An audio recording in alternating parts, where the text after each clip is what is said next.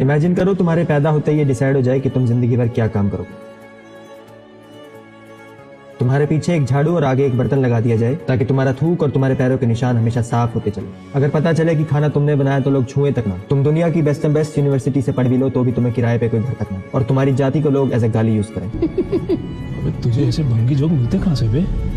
ये कोई इमेजिनरी बातें नहीं है, ये सच्चाई थी भारत में करोड़ों लोगों की और अब भी है। लेकिन फिर कुछ ऐसा हुआ जिसने लोगों की जिंदगी आने वाली सदियों के लिए बदल के रखी।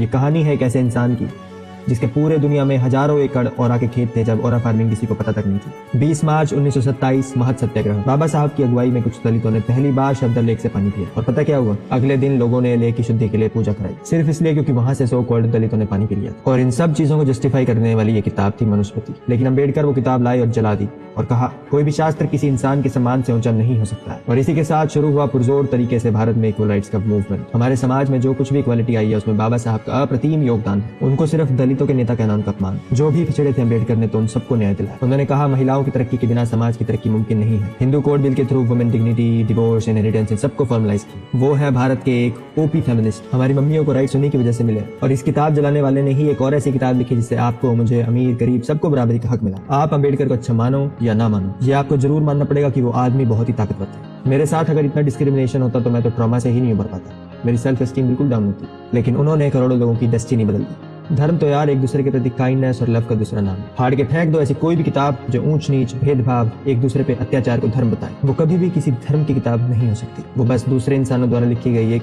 कंट्रोल की किताब। यह है मेरा एक छोटा सा ट्रिब्यूट अम्बेडकर को उनकी जयंती पर। जय भीम, जय